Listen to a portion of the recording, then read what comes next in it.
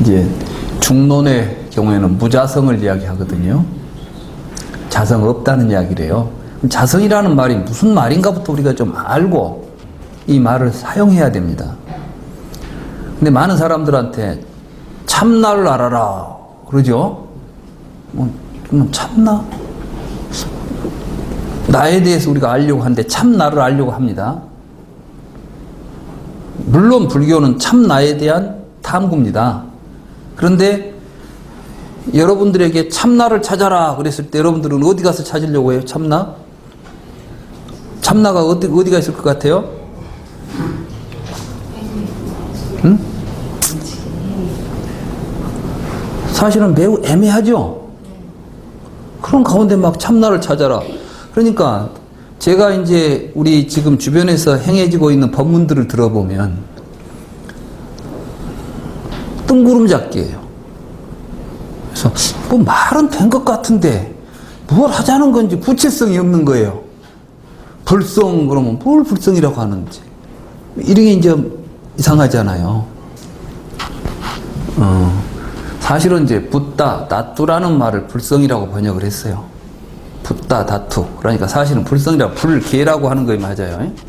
이게 이제 한문으로 번역을 할 때 지금 우리가 쓰고 있는 불교 용어들은 대부분 산스크리트어를 한문으로 번역을 하고 중국어로 번역이 되면서 그 말들이 오히려 한문식으로 다시 재이해되는 가운데 공부를 해버리니까 그러니까 지금 현재 우리가 한문 세정만 갖고 공부하신 분들은 인도에서 부처님이 직접 또 인도에서 직접 형성된 그 개념의 본 의미하고는 전혀 다른 의미로 나름대로 해석하고 자기들끼리 공유하고 그 속에서 이제 어떤 그 교리들이 형성돼 가지고 횡행해요. 돌아다닌단 말이죠. 그러니까 매우 애매합니다. 그러면 정말 불성에 대해서 이야기하고 자성을 보아라 한 사람은 그러면 불성을 보고 자성을 보고 이거 봐라고 보여주냐? 아니에요. 자기도 어디서 들은 말로 하고 있지.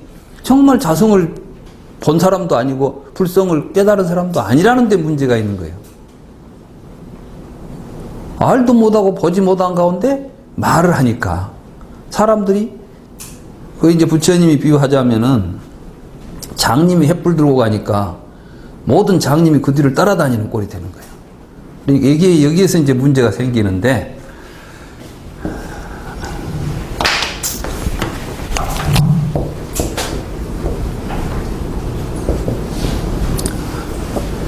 이걸 이제 자성이라고 번역을 했어요. 한문으로.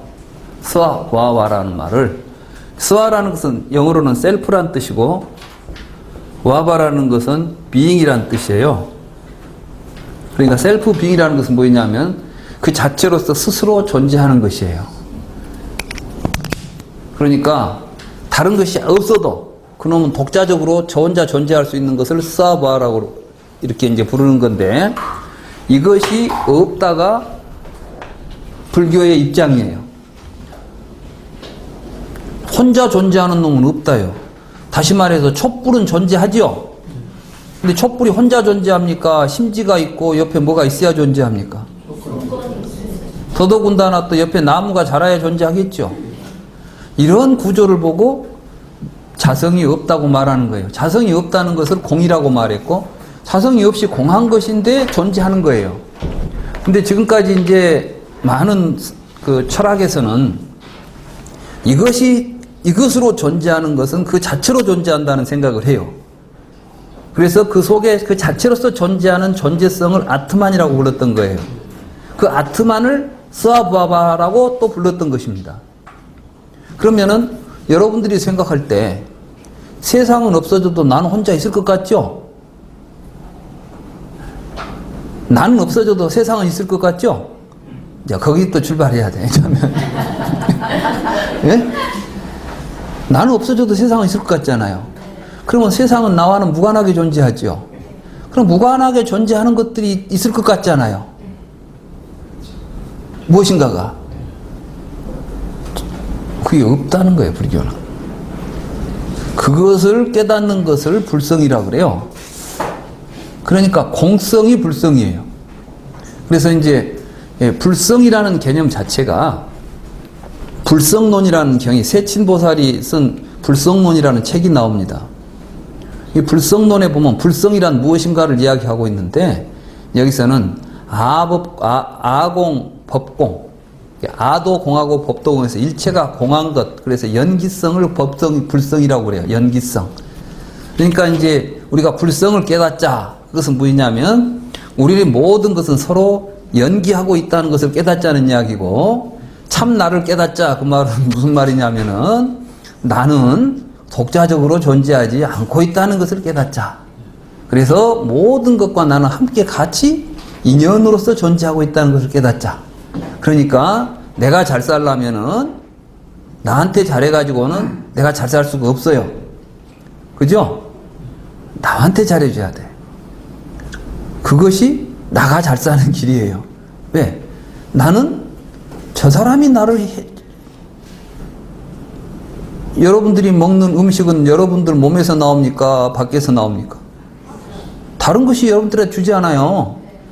자, 여러분들에게 밥을 주는 것, 여러분들에게 먹을 것을 주고 숨 쉴 것을 주는 것을 여러분들이 거기다 잘해야 되겠어요? 못 해야 되겠어요?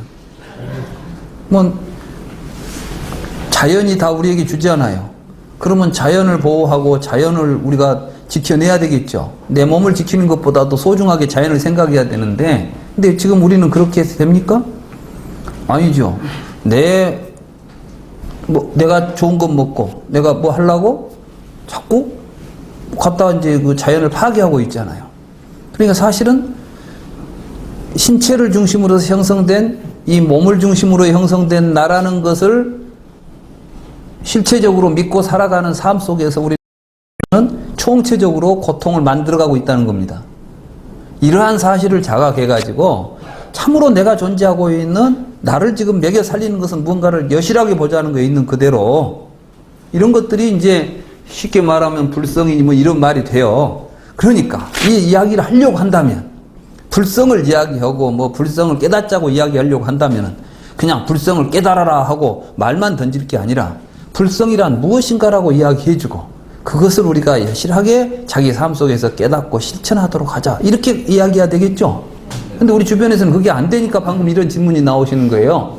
불성이 뭐인지는 모르지만 막 불성을 찾아라, 자성이 뭐인지도 모르는데 자성을 찾아라, 이런 이야기가 나오니까 문제가 되는 것 아니겠습니까? 그래서 이제 불교를 좀 부처님 말씀에 근거해서 이제 가자는 거예요. 제가 늘상 주장하는 것은 우리 주변에서 행행하고 있는 불교가 대부분 지금 불교 아닌 불교를 하고 있다는 겁니다. 잘못된 걸 불교라고 잘못 알고 있다는 거예요. 이것을 바로잡고 바른 불교를 해야 될 필요가 있다, 이런 생각이 드는 것입니다. 네. 어떤 의도로 질문을 하셨는지 잘 모르겠는데, 지금 일반적으로 볼 적에 자성, 불성하면 지금 교수님은 근본 불교에 입각해서 이제 설명을 해주시는데, 우리가 이제 참나를 찾자, 진화를 찾자, 이런 지금 그 생각을 가지고 있는 입장에서 만일에 이제 자성이 뭐냐, 불성이 뭐냐 할 적에 이제 이렇게 한번 비교를 해볼게요. 이 몸은 죽어도 죽지 않는 놈이 있다는 전제가 자성불성이에요. 네. 그것을 이제 빼야 되거든요. 그러니까 일반적으로 보면, 대개 보면 이 몸은 죽어도 죽지 않는 놈. 그리고 이제 불교를 깨달으면 영원한 부처님이라고 하는 그 영원성을 그렇게 지금 해석을 하거든요. 그것을 한번 좀 이해가 되도록 설명을 해주셔야 돼요. 대부분의 사람들이, 저도 그랬어요. 제가 처음에 이제 절에 출가하니까 스님이 나보고 화두를 주고, 화두를 깨치면 네가 부처가 된다.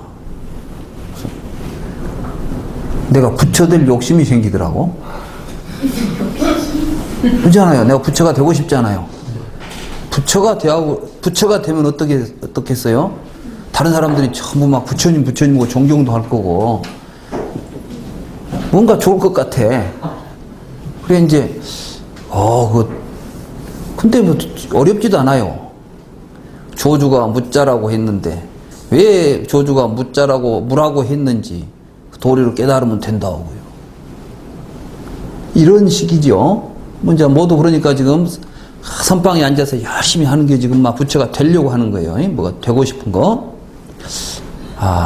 이게 굉장히 이제 우리 사람들 속에는 아에 대한 집착이 있어요. 자기가 뭐가 되고 싶고, 자기라고 하는 것, 이게 아상이 있는 거죠. 이게 굉장히 강하게 우리의 삶을 지배하고 있고, 부처님은 그것이 무명에서 비롯된 착각이라고 이야기했잖아요. 아까 뭐라겠습니까? 우리가 했죠. 촛불을 1시간 동안 보면은 바깥에 있는 놈도 1시간 존재하고 나도 1시간 존재한 것처럼 세계와 내가 동시에 시간적으로 지속하는 어떤 존재로서 인식되고, 그놈이 몸은 죽어도 있을 것 같이 생각하니까 죽은 뒤에 있을 것이고, 그놈이 곧 네 본성이라고 생각해가지고 그놈 찾아라고 누가 가르친다면 그건 불교가 아니라는 것이에요. 이게 바로 브라마니즘이에요. 브라만교에서는 뭐라 했냐면 아트만이라는 존재는 몸이 죽어도 안 죽고 존재한다. 마치 죽음이란 무엇입니까? 그러니까 죽음이란 메뚜기가 요 볏잎에서 저 볏잎으로 건너가듯이 몸은 이쪽에다 놔두고 아트만은 저 세상으로 간다는 거예요. 이게 이제 오고 가는 거죠. 그죠? 중론에서 불거불례라는 말을 해버리죠. 오고 감이 없다 그러잖아요. 네, 금강경에도 그렇고. 가고 옴이 없다는 것은 뭐냐면은 그러한 세상이 아니라는 거예요. 지금 아트만적 존재가 없기 때문에 가고 올 수가 없는 거죠.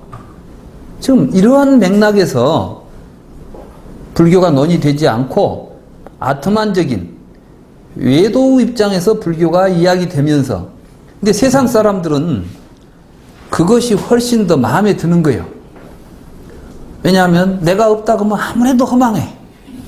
깨닫기 전에는 왠지 그러면 뭐야 하고 시시해 보이고, 근데 막 뭐가 있다, 너는 뭐가 된다 그러면 좋아 보이잖아요. 근데 이게 거짓이라면 아무 의미가 없잖아요. 부처님은 그랬어요. 진리란 마음에 든다고 해서 진리일 수 없다. 근데 대부분의 사람들은 뭘 찾아가냐면 지 마음에 들면 진리라고 믿고 지 마음에 드는 걸 진리라고 생각하고 싶어 해요. 근데 진리는 내가 좋아하든 싫어하든 진리는 진리인 것이요. 그러니까 또 우리는 내 마음에 들든 안 들든 진리에 따르지 않을 수 없는 것이고, 그러죠? 여러분 죽기 싫지만 죽죠? 죽는 건 진리야. 안 죽겠다고 나대는 것 자체가 문제지. 그렇지 않아요? 그러면 죽으면 어차피 죽는다는 사실이 진리라면 어떻게 죽을 것인가가 문제지, 안 죽으려고 하는 것이 문제가 되어서는 안 되겠죠. 그리고 막상 그걸 죽음으로 받아들이는 우리들의 의식 구조상의 문제가 잘못된 착각에서 나왔다는 것이 부처님의 깨달음이에요. 본래 죽음은 없다니까. 이런 사실들을 우리가 깨달아 간다는 것은 여러분들이 지금 여러분들의 의식 수준에서 아는 것하고 그것을 깨달아서 알 때하고는 차원이 틀려요. 느낌이 틀리고 세상을 보는 안목이 틀리고, 뭐 내가 없다면 허전할 것 같은데 안 허전하다니까. 실제로 부처님이 깨닫고 보니까 그 허전한 세계가 아닌 거예요. 실상의 세계고 참으로 알찬 세계고 보람 있는 세계고 가치 있는 세계고 행복한 세계더라. 너무 행복한데 왜 그렇게 그 헛된 자아에 집착해가지고 그 자아를 만족시키는 걸 행복이라고 생각하느냐. 그 만족은 결국은 죽음에 이르러서 허망하게 되지 않느냐. 그 허망한 죽음 앞에서 허망해지는 그 삶을 왜 그렇게 집착하느냐. 이렇게 부처님은 가르치고 있는 겁니다. 그래서 실제로 우리 주변에서 이제 그런 아집을 부추기는 수행, 아집을 부추기는 불교 이해, 이런 것들은 이제 과감하게 우리가 좀 탈피해서 부처님의 참 가르침 속에서 진정한 행복을 찾아내야 우리 불교가 살아난다. 저는 그렇게 생각을 합니다. 교수님, 지금 이제 자선불성하면서 불교 방송에서 하시는 분들이 우리나라에 내놓은 큰 세력한 분들인데, 가문을 나오고 신방을 그런 분들이 불성 자성을 교수님처럼 그렇게 이야기하지 않고 힌두교적으로 이야기하시거든요. 그럼 엄청난 의미 아닙니까, 그게? 그러니까 우리 한국 불교가 지금 이 모양 아닙니까?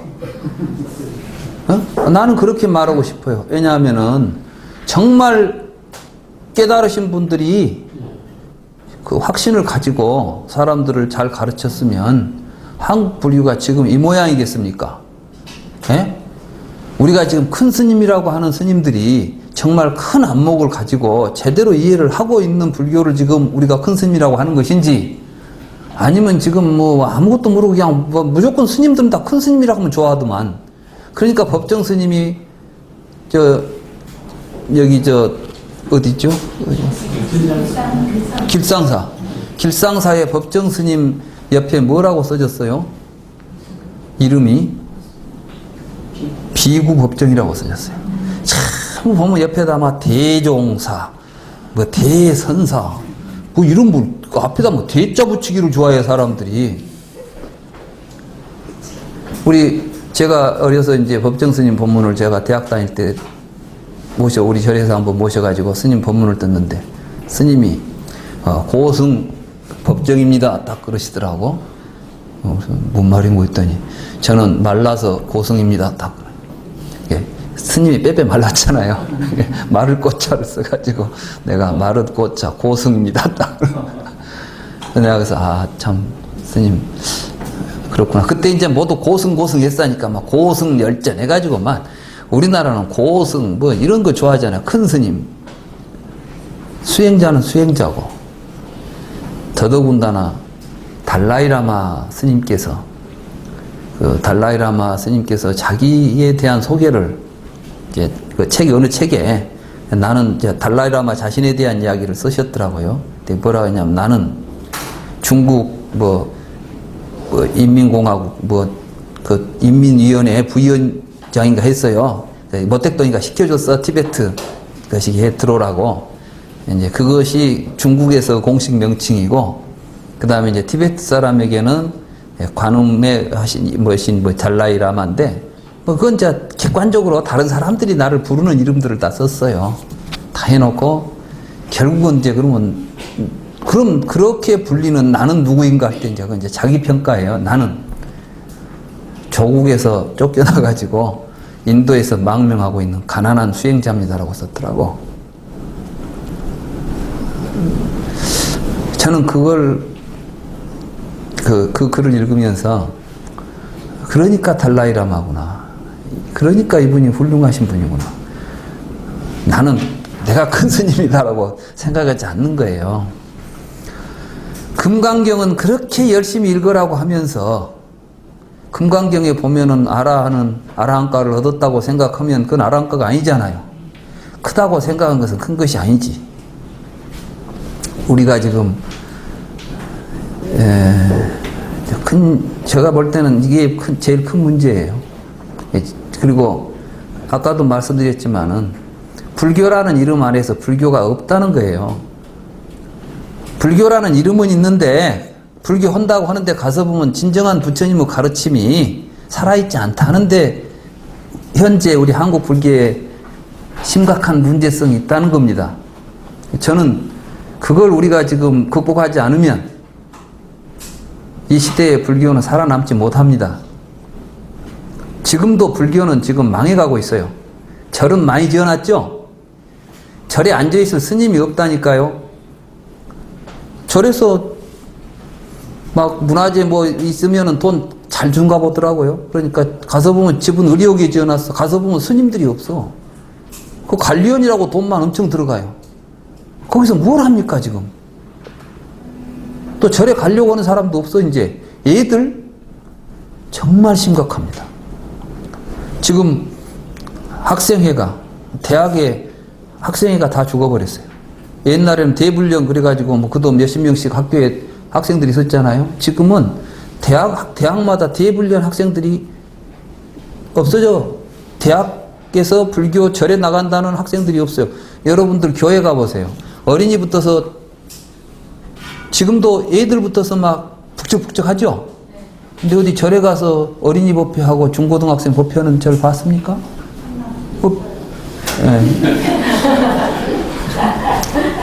예, 몇 개 있을 거예요.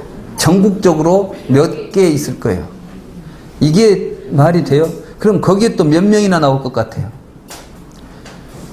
제가 광주에서 이제 관음사라는 절에서 어린이 지도를 할 때, 내가 이제 어린이 지도를 열심히 해가지고 한 100여 명 어린이들이 나왔어요, 이제. 내가 막 가정방문도 오고 그랬거든. 증인 있었죠. 뒤에 우리 이제 김영옥이라고 하는 보살님은 그때 내가 중고등학생 법회할 때 내가 가르쳤던 제자예요. 근데 그래가지고 학생들이 한 100여 명 모이길래, 근데 관음사라는 작은 절에서 유치원 강당에서 100 몇십 명 모이니까 북적북적 해갖고 엄청 많더라고. 그래서 나는 이 정도가 되면은 한번 해볼만 하다 그래가지고 옆에 있는 이제 제1교회라는 교회가 있었어요. 중앙교회구나, 중앙교회라고. 광주에서 제일로 큰 교회가. 그는 7층 빌딩인데, 교회가. 그래, 이제 거기 가가지고 목사한테 가서 우리 절에 애들하고 그 어린이 법회, 우리 어린이 법회하고 그 어린이 회하고 체육대회 한번 합시다. 내가 그랬지. 왜냐하면 여러분들 이제 씨름도 시켜본 게 잘하고 막 그래, 운동을 잘하고. 그래서 내가 가서 이제 교회하고 한번 친목을 겸해서 하자 그랬더니 몇 명이냐 그러더라고. 그래서 내가 자랑스럽게 내가 한 100명이 훨씬 넘는다고 그랬더니 우리는 2000명인데요.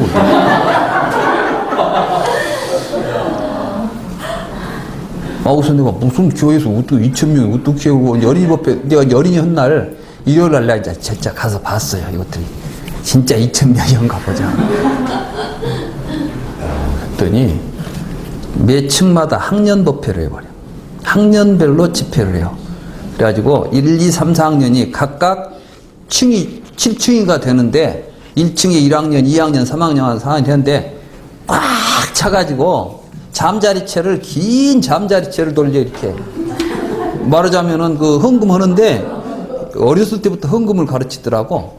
그래가지고 한 20m 되는 장대를 가지고 조리에서 싹 걷어버리니까 뭐 그렇게.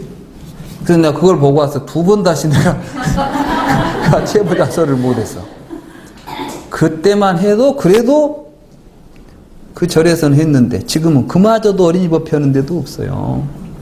지금 유치원들이 다 망해가지고, 그때 이제 불교 유치원들이 많이 만들어졌는데 지금 뭐 저 화성에 수원 어디 뭐 유치원 하나 있고, 어디 광주에 연화유치원 있고, 연화유치원인가만 몇 개 남아있고, 전국의 유치원이 또 다 망했어. 지금 정책적으로 이제 유치원들이, 작은 유치원들이 잘 안 되나 봐요. 그래가지고 지금 총체적으로 지금 불교가 이렇게 되어 있습니다. 근데도 큰 스님들은 앉아서 이런 이야기만 해요. 불성, 자성하고 한소식하고 이런 이야기만 하고 앉았지, 현실적으로 지금 우리가 무엇을 해야 되는가에 대한 아무런 대안도 보관도 비전도 없어요. 그리고 그저 큰 스님 오고 모시면은 좋다 하고 큰 스님 노릇만 하려고 하지 큰 스님 일을 못 오고 있다. 이게 도대체 우리 불교계의 이러한 현실을 우리가, 저는 정말 너무 안타까워요. 그래서 이제 좀 그런 걸 우리가 좀 어떻게 극복하고, 이 좋은 가르침. 근데 이제 더욱 놀라운 것은 이제 서양에서 사실은 불교가 일어나고 있어요. 아마 이제 우리 불교가 한국 불교는 안 알아주니까 한국 사람들은 이제 또 서양에서 들어오면 또 좋을까 모르겠네요. 우리나라 사람들은 지 동네 무당은 영험이 없어. 그래가지고 지 동네에서는 누가 별짓을 해도 별것이 아니야. 그러다 보니까 지금 우리 주변에 보면 참 여러 가지 그런 현상들이 있습니다. 그러니까 우리가 좀 그런데 역사의식, 소명의식도 좀 느꼈으면 좋겠어요. 우리 부처님 가르침을 보면, 부처님 가르침은 일신의 안락을 위해서 불교하자는 이야기가 아니거든요. 큰 틀에서 보면은 일체 중생이 함께 행복한 삶을 살 수 있는 길을 같이 가자는 거니까 그런 공부를 좀 했으면 좋겠다, 이런 생각입니다. 또 질문. 예. 무원 중에서요. 예. 시군에 대해서 좀 시군이 예. 어떻게 형성되는지 좀 궁금하고요. 예. 상홍과 행운과 차이점이 어떻게?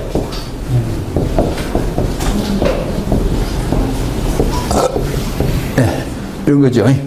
예. 시군에 대해서 좀 예? 시군에 대해서 명쾌하지 않아요. 예, 알겠습니다.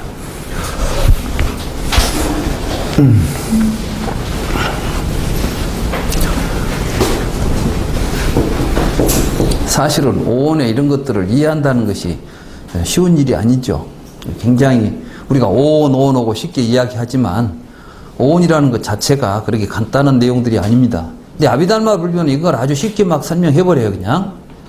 근데 이제 식, 상, 행. 그럼 식은 어떻게 형성되느냐? 식의 발생. 식은 인연이 있으면 생기고 인연이 사라지면 멸한다. 이제 생멸법이에요. 그래서 이 모든 것은 생기고 없어지는 것입니다. 그때 이제 인연이 있어야만 생기는 거예요, 식이. 근데 식이 생긴데 식이 생긴다고 해서 식하고 식온하고는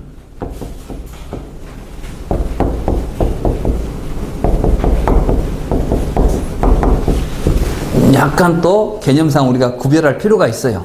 이해하기 위해서. 왜냐하면은 처음에 발생한 것은 식온은 아니에요. 발생한 것은. 근데 이것이 집을 통해서 이제 온으로 되는 거예요. 그럼 이제 발생은 어떻게 하느냐 이럴 때 경에 의하면은 안과 색을 인원하여 안, 식이 생한다 이렇게 돼 있죠. 그러니까 이때 안은 요 눈이 아니라 이제 보는 우리 지각 활동이 무언가 대상으로서 파악해 봤을 때인데 이때 이 안과 색은 사실은 육입처의 안과 색이에요. 그러니까 뭐냐면은 보는 주관과 객관의 대립된 구조 속에서 우리는 이제 우리 중생들의 일반적인 이제 인지 형태를 지금 이야기하는 거예요. 우리는 전부 보면은 내가 뭘 보게 되죠. 내가 컵을 보게 된다. 이런 식으로. 근데 그러면 이 식이 뭐냐? 식의 정체부터 이야기해야 되겠죠? 식이라는 개념.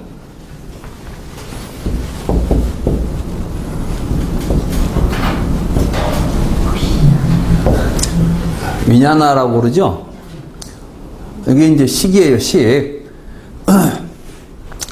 이 상내는 싼냐라고 그러죠? 싼냐하고 비냐나 한데 뒤에 보면요, 요거 비슷하죠, 다 이게. 이게 이제 뭐냐면, 지냐라고 하는 이제 동사예요, 이게. 지냐라는 것은 뭐냐면 안다는 뜻이에요. 안다. 뭘 우리가 안다. 근데 이 위라는 것은 이게 구별해서 이게 쪼개서 안다는 뜻이에요. 분별해서 안다. 이 쌍이라는 것은 이거는 이제 쌈이 이 야하고 붙으면은 동화가 돼가지고 이제 싼냐라고 이렇게 우리가 표기가 되는 것인데 본래 어원적으로 보면 쌍이에요, 쌍. 쌍이라는 것은 함께라는 뜻이에요. 합쳐서 이런 뜻이고 이거는 together, with 또는 이제 some 해서 영어적으로는 some 이런 뜻이에요. 모아서. 이게 상당히 좀 재밌는 언어 구조입니다. 비냐나라는 말하고 싼냐라는 말은 하나는 쪼개서 보는 거고 하나는 합쳐서 보는 거예요. 합쳐서 알고 쪼개서 한다는 말이 뭘까요? 이게 굉장히 이제 우리가 지금 주의해서 분석해야 될 말들인데, 근데 지금 불교를 이해하는 많은 사람들이 오온을 이야기하고 상을 이야기할 때 상을 그냥 지각이라고 해버려요. 지각. 지각은 상이 아니에요, 사실은. 근데 왜냐하면 쌈냐라는 말에 대해서 명쾌한 이해들이 안 되고 구조들이 이해가 안 되니까 대충 그냥 그 어떤 정신적인 가운데 뭔가 안돼. 우리가 지각 아닐까. 그리고 이제 외다나는 그래서 이제 수, 느낌 이렇게 이야기하죠. 그러니까 이제 수라는 게 있죠. 오온 가운데 이제 수가 있잖아요. 그죠? 외다나. 사실은 외다도 안다는 뜻에서 나온 거예요. 위드 또는 베다나 이게 전부가 이제 뭐 안다는 거야. 근데 싼냐하고 위냐는 뭘로 아냐 하면은 개념적인 알을 상징하고 있어요. 언어적인 개념의 구조로서 이해하는 것이 이제 싼냐 위냐나고, 사실은 이 에다나는 뭐냐면은 감각적으로 하는 거예요. 그러니까 여러분들이 즐겁다, 괴롭다 이런 것은 그냥 느낌으로 알죠. 이것은 컵이다. 안다는 것도 여러 가지가 있다니까. 이거는 컵이다. 이것은 꽃이다. 이렇게 아는 것은 아까 수로 아는 게 아니에요, 이건. 근데 여러분들이 지금 이것을 컵이다라고 아는 것이 비냐나예요. 아시겠어요? 근데 이것을 컵이다라고 아는 것은 뭘 아는 거냐면은 컵 아닌 다른 것하고 구별해서 아는 것이요. 그렇죠? 네. 이것과 이것은 다르게 아는 것이에요. 그런데 그러면은 이것도 컵이고 이것도 컵이죠. 그죠? 같아요? 달라요? 다르죠? 근데 왜 이걸 다 같이 컵이라고 알지? 어?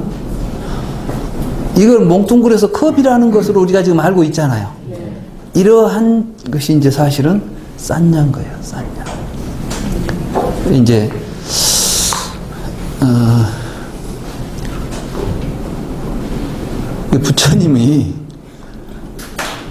부처님은 이렇게 굉장하게 철학적으로 지금 분석에 들어가서 보신 거예요, 이게.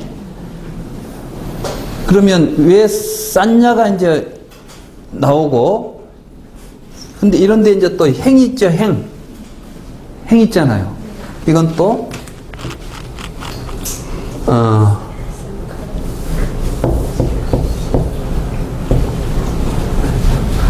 쌍카라죠? 이 쌍카라는 게 뭐냐면은 또 아까 말한 쌍 있잖아요, 쌍. 이 카라라는 게 뭐냐면은 이제 끓이라고 하는 동사가 있어. 그걸 만들다예요. 이 만들다라는 것으로서 파생된 명사예요. 중성 명사인가? 근데 쌍카라는 그러니까 무엇을 조작해낸다는 뜻이에요. 뭘 이제 모아가지고 뭘 만드는 거예요, 이게. 그러면 왜 이런 말들이 지금 여기에 쓰이고 있을까? 도대체 이게 뭘까? 오온이 좀 이제 정체가 궁금하잖아요. 오온의 정체. 지금 여기서 이걸 다 이야기하려면 오온의 정체부터 이제 파악을 해야 돼요. 왜 부처님은 이 오온이라는 말을 썼을까? 오온은 왜 이럴 때 사용될까? 그러면 그 당시 인도에서 오온이라는 말이 사용됐냐면 불교 이외에는 오온이라는 말이 사용되지 않아요. 그러니까 이것은 최소한 부처님이 불교를 설명하기 위해서 했던 말이에요. 사용한 말이라고. 그런데 또 중요한 것은 불교는 한마디로 말하면 오온에 대한 해명이에요. 불교는 뭐 하는 것이냐 그러면은 철학적으로 말하면 오온을 설명하는 것이에요. 오온에 대해서 정확한 이해를 우리에게 시켜주는 거라고. 그러니까 여러분들이 반야심경 보면 첫 대목에 오온 개공 도 일체고익이라는 말부터 시작하죠. 그러니까 오온이 그만큼 중요한 거예요. 근데 사람들은 전부 오온을 너무 쉽게 생각하고 있는 것이지. 오늘 굉장히 중요한 질문을 하셨어요. 그러면 오온은 뭐냐? 오온은 우리들의 중생들이 사는 삶의 구조예요. 한번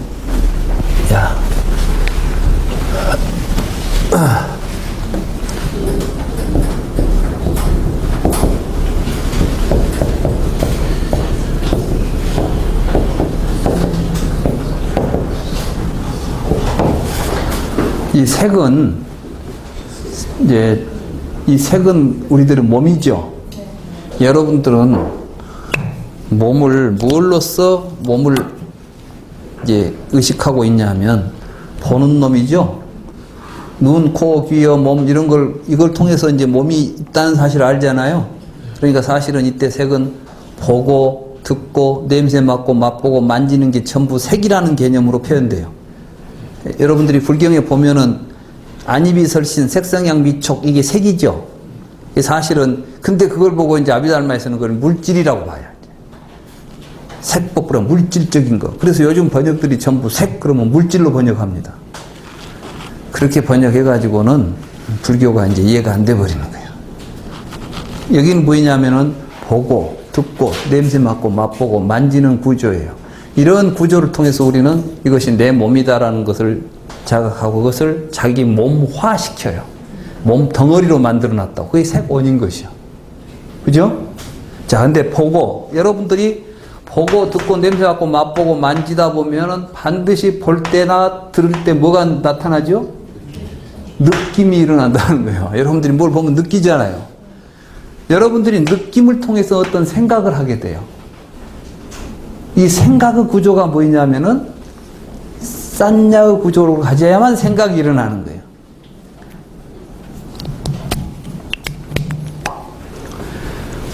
이 생각의 구조가 논리 구조예요. 그러니까 그냥 논리적으로 뭘 파악하고 이해하려고 하는 거예요. 그러면은 논리학에서는 모든 논리학의 기본적인 것들은 개념들인데 이때 개념들은 항상 보편적인 개념들이 이제 논리적 구조를 형성해요. 그러니까 논리학에서 쓰이는 책은 책, 뭐 연필, 칼 이런 뭐 책상 이런 말들이 있죠.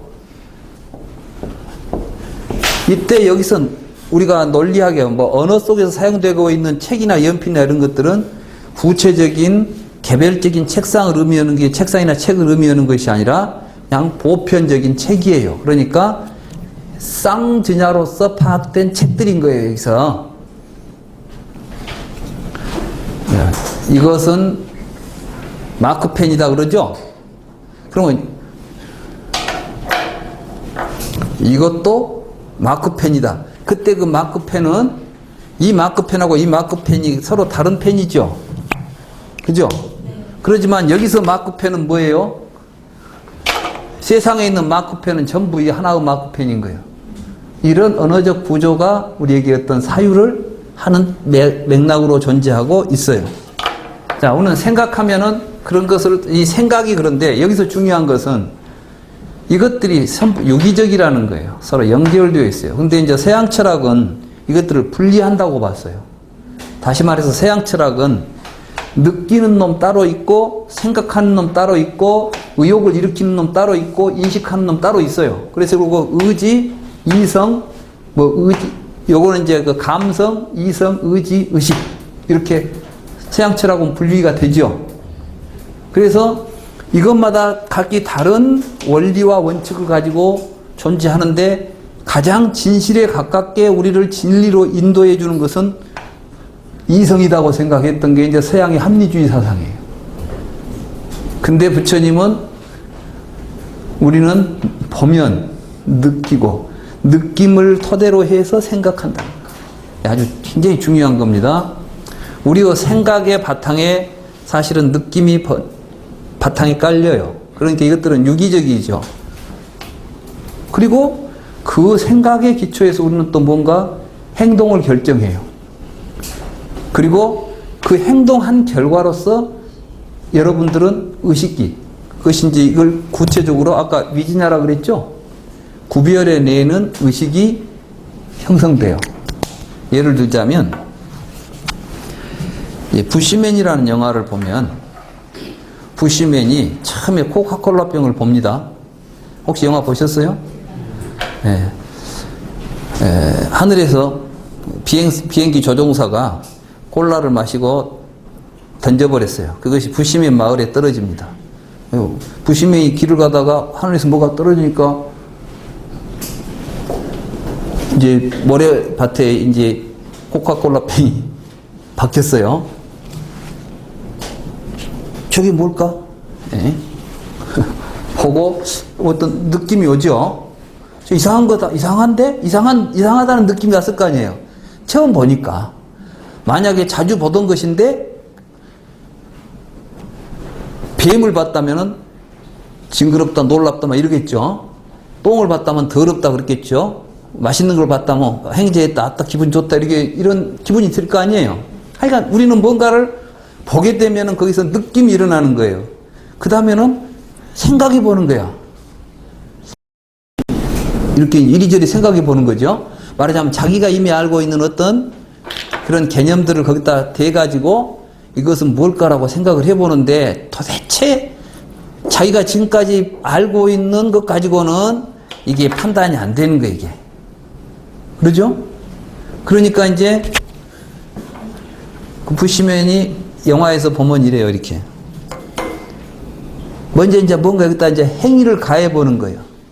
그리고 때려보고 못오고 이렇게. 왜 이제 이렇게 해봤겠어요?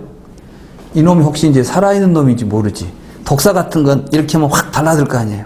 그러니까 멀리서 겁나니까 손을 직접 못 대지. 그래서 이렇게 이제 가볍게 때려보는 거예요. 그러다가 괜찮거든. 아, 이거는 살아가지고 사람 물고 하는 놈이 아니구나. 돌덩어리 비슷한 것이구나. 이게 이제 잡지요. 잡아놓고 어디에 쓰는 물건인 거지? 그래서 이제 가지고 들어오죠. 동네에 들어오니까 입에다 들고 그러니까 소리가 나. 아, 이거 악기로도 쓸 수 있겠는데? 여러분 여러 개 잡아가지고 때려보니까 뭐 망치같이도 쓸 수 있겠어요. 이렇게 했으면 절구같이도 쓸 수 있겠어. 뭐 뚜껑으로는 이렇게 이제 요 병 입구로 도장을 찍어보니까 도장으로도 쓸 수 있겠어. 용도가 너무너무 다양한 거예요. 그죠?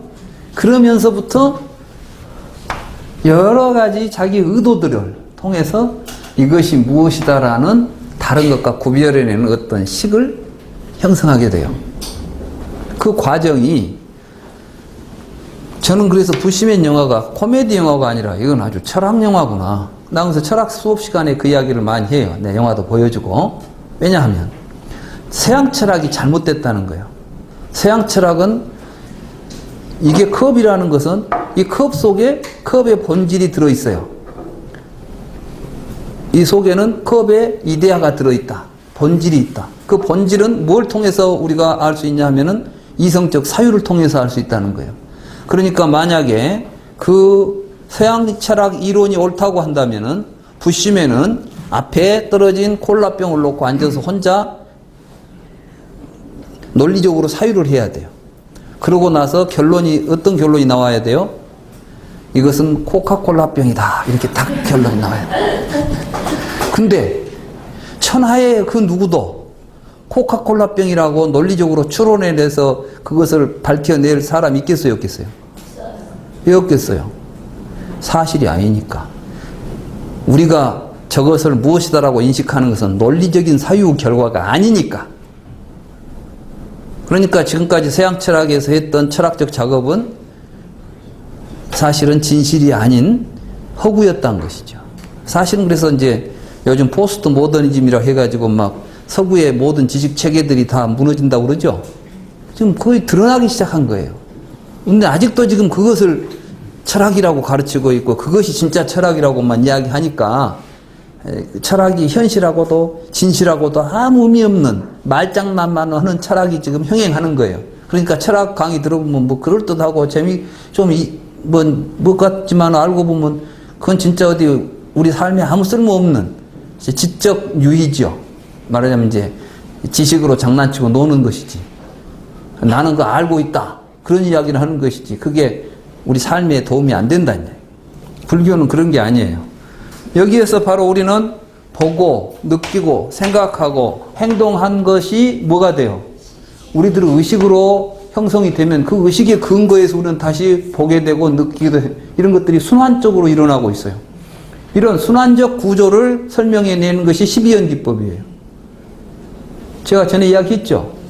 이런 순환적 구조 속에서 보고 느끼고 그런데 우리는 어떤 생각을 하느냐? 보는 놈이 있다고 생각하는 거예요. 왜냐하면 자주 보니까 계속 보니까 이 몸이 있어갖고 보니까 그러니까 이 몸이 태어나서 죽을 때까지 존재한다는 생각을 하게 되죠. 이게 이제 망상이잖아. 이 망상의 덩어리가 색온이 되는 거예요. 그래서 여러분들은 이제 색온이 있다라고 생각해요. 이게 중생들이 생각하는 오온이에요.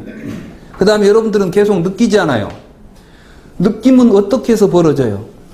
느끼는 놈이 존재합니까? 느낄 수 있는 조건이 갖추어질 때 느낌이 일어납니까?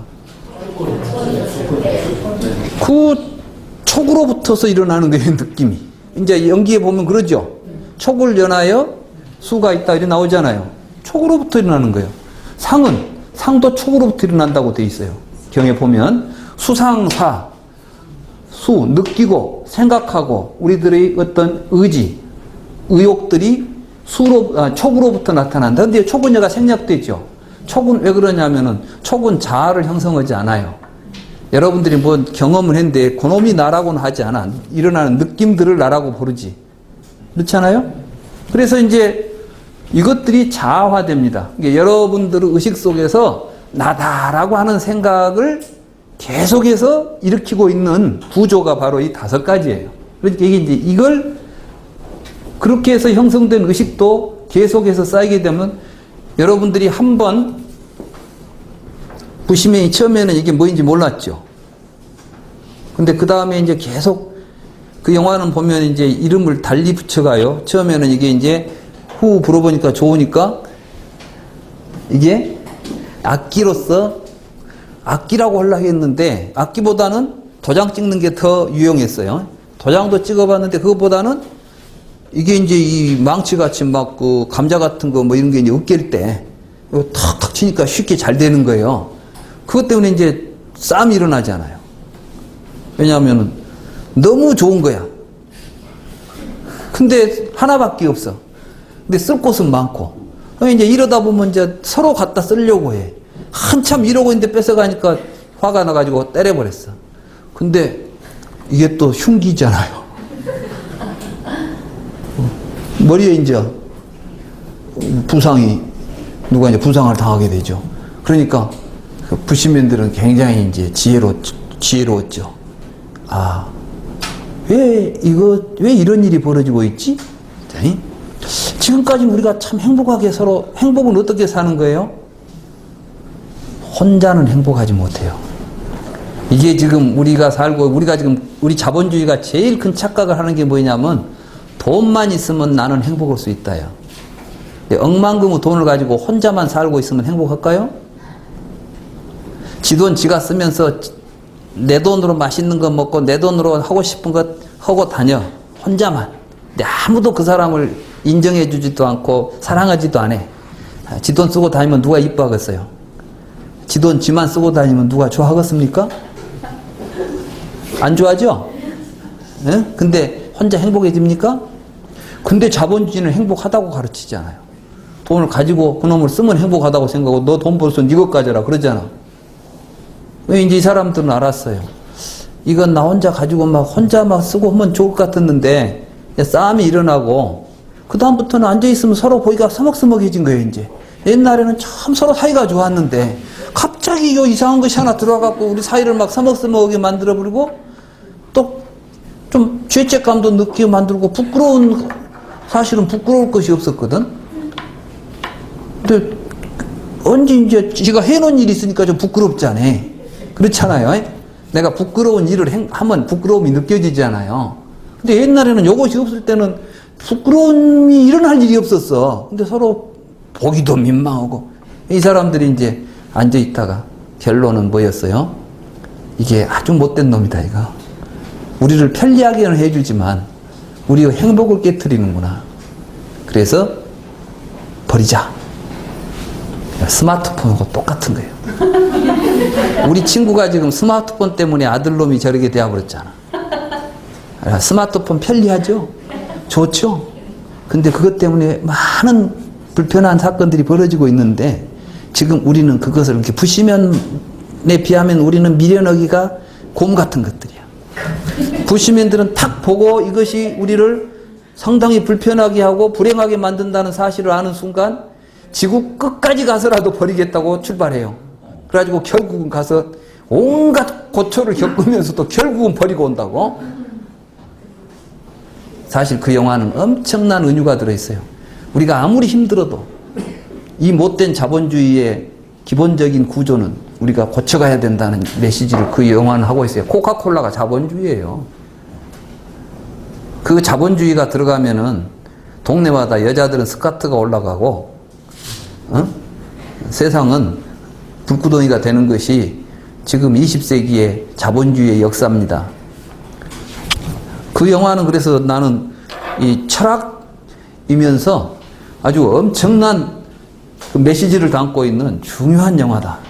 이렇게 알고 있어요. 그래서 저는 그 불교 공부하는 사람들한테 먼저 그것부터 보여주는데 우리가 그걸 안 보고 공부를 시작해서 정성을 하네요. 언제 한번 봅시다. 그래서 하여간 이 색수상 행식은 그런 구조 속에서 만들어지는데 아까 이제 식이 뭐냐고 그러셨죠? 식은 우리들의 의식 자체는 일어납니다. 근데 여기서 중요한 게 뭐냐면 자아의식을 가지고 그걸 계속적으로 이걸 이제 자기가 이게 그 가래라고 하는 거 있었잖아요. 애취유 그러죠? 그것에 대해서 자기가 갈망하고 원하는 것을 취해가지고 계속해서 의식 속에 쌓아두게 돼요. 집착하게 된다고. 그러게 되면 이것이 자기 의식으로서 이제 활동하게 돼요. 자기라고 하는 의식으로.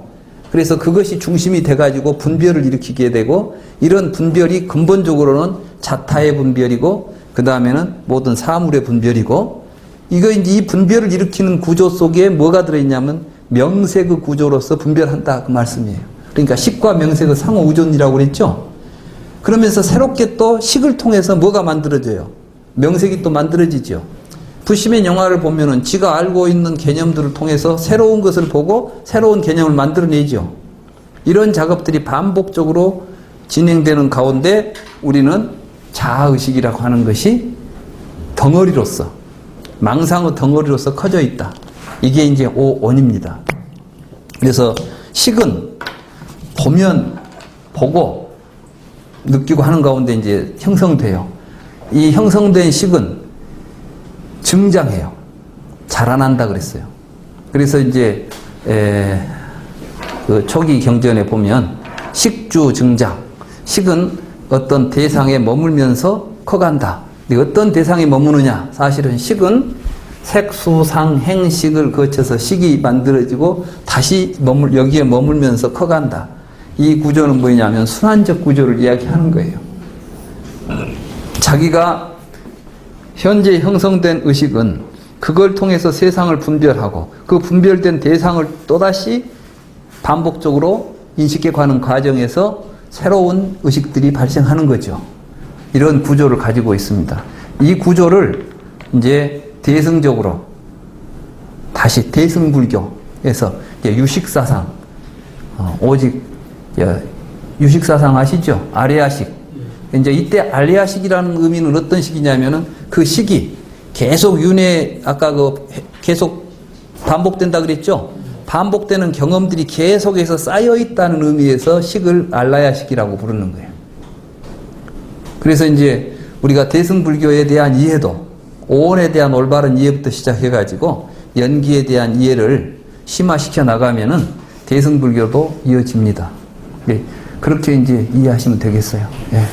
예. 한 가지 추가로서 반야신경이에요. 바람일다. 반야 바람일다 나오는데 초기 경에 의해서는 어떻게 그 바람일다, 반야 바람일다를 이해하면 좋은가? 반야 바람일다라는 것이 왜 그러면은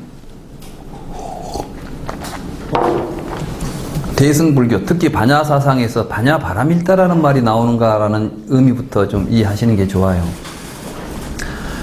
반야라는 것은 이제 지혜죠. 지혜를 통해서 바람일다라는 것은 열반을 성취한다는 뜻이에요. 빠라밌다인데, 빠라라는 것은 건너, 믿다라는 것은 빠람, 있다, 가서 도달한다는 뜻이에요. 그래서 도피안이라고 우리가 이제 번역을 해요. 바람일다를 도피안. 피안이라는 것은 열반.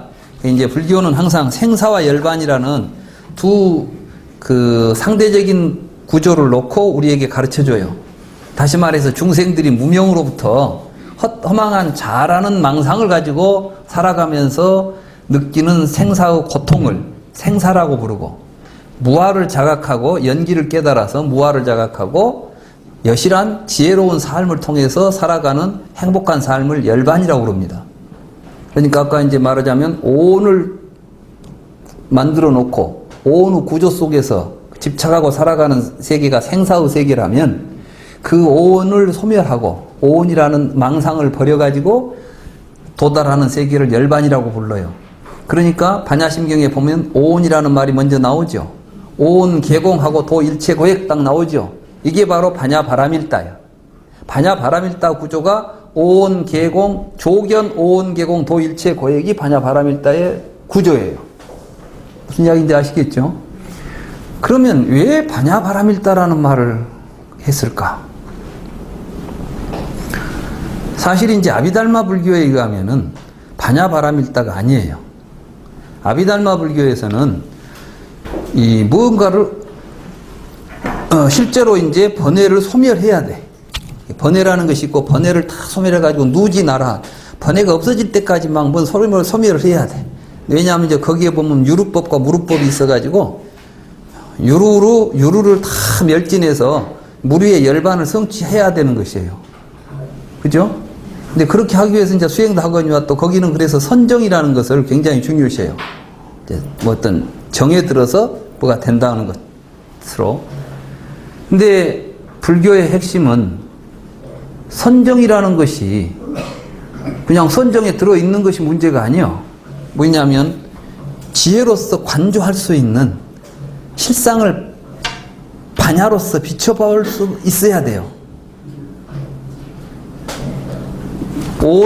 오온이 공하다는 것은 그냥 이렇게 참선하고 가만히 있으면 오온이 공하다는 것이 깨달음으로 오지 않아요, 절대. 그건 교상에 대한 말하자면 세계, 그래서 이제 오온 불교의 수행법은 무작정 참선하는 게 아니에요. 그게 뭐냐면은 사념처를 해야 돼, 사념처. 그래서 신, 수, 심, 법이라고 있죠. 네 가지 대상을 정확하게 관찰해가는 구조를 사념처관이라고 그래요. 이게 이제 말하자면 사마타 윗바사나가 그 안에서 작용하는 거예요. 그래서 관이라는 것이 윗바사나고 그걸 해라고 그래요. 관하는 것을. 조견은 바로 윗바사나 했다는 거예요. 윗바사나를 통해서 보는 건데, 근데 요즘 우리 주변에서는 이름은 윗바사나라고 하는데 사실은 그 윗바사나가 상당히 애매모호한 윗바사나가 이제 있어요. 요즘 우리 주변에서 윗바사나들이. 근데 그것이 아니라 여기서는 정확하게 오온을 공하게 관찰해가는 그러한 이제 그 관법을 통해서 지혜로서 보는 거예요. 지혜로서. 이 지혜는 우리들이 처음 이제 그 관점은 이제 팔정도에서 보면 정견이 있죠. 팔정도는 3전 12행이라고 되어 있어요. 사성제 수행은 3전이라는 것은 뭐냐면은 처음에 정견은 우리는 절대 처음부터 정견을 못 갖습니다. 그럼 수행이 처음부터 안 되는 거예요. 그럼 어떻게 수행을 해야 되느냐? 부처님의 말씀을 통해서 정견을 얻는 거예요. 다시 말해서 지금 이런 교리들 있죠? 불교 교리 공부를 하는 것은 정견을 얻기 위한 거예요. 근데 그 정견은 내 정견이 아니에요. 부처님의 가르침을 통해서 우리가 얻은 정견이죠. 그래서 이제 배워서 그 다음에는 뭐 해야 돼요? 이제 이렇게 보아야 되는구나 라고 했으면 그렇게 진짜 보고 살아야 돼. 근데 사람들이 전부 교리 공부하고 말아버리면 뭐냐면은 그런 것 같구나 하는데 실제로는 변화가 오겠어요, 안 오겠어요? 안 와요. 그러니까 이제 그렇게 보고 그걸 실제로 해보는 거예요. 그러면은 견도라 그러죠, 그걸 보고. 처음에는 견도. 부처님이 보여주니까 본 것이요. 그 다음에 수도를 해야 된다는 거예요, 수도. 자기가 수도를 해보면 증도. 자, 그때 하고 깨달음이 와요. 부처님 말씀이 이것이었구만. 정견이란 이런 것이라고. 그리고 이제 자기에게 정견이 확고하게 자기 정견으로서 확립돼. 그래서 부처님이 자꾸 하시는 말씀이 너 자신에게 의지하라. 그런 말씀 했죠. 내 자신에게 의지해서 내가 처음에 견도하고 증도하고 수도하는데 남이 대신 해줄 수 있어요, 없어요? 남이 정견을, 다른 사람이 내 대신 정견을 가지면 무슨 의미가 있겠어? 그 다음에 그걸 가지고 수행을, 남이 대신 내 수행을 해줄 수 있어요, 없어요? 진리에 대한 깨달음을 내 대신 누가 해줄 수 있어, 없어? 없잖아요. 그러니까 결국은 어떻게 해야 돼? 불교는 자신에게 의지하고 남에게 의지하지 마라. 그럴 수밖에 없잖아요. 이제 그렇게 해서 반야바람일단은 다른 게 아니라 올바른 지혜를 말하자면 연기와 공에 대한 실상을 우리가 볼 수 있는 눈, 안목을 길러서 열반을 가는 것이다. 이게 중요한 게 반야예요. 지혜. 근데 요즘 우리 주변에 보면 수행하면 삼매를 자꾸 이야기해요. 누구는 삼매에 들어가서 정에 들어가가지고 이런 것이 굉장히 중요한 것처럼 나는 삼매에 들었다는데 삼매에 들어갔다 나왔다 1000번을 해도 지혜가 안 생기면 있으나 마나 한 삼매니까 이제 반야경에서는 삼매보다 더 중요한 게 사실은 지혜다. 이걸 이제 정확하게 이야기하는 겁니다. 그래서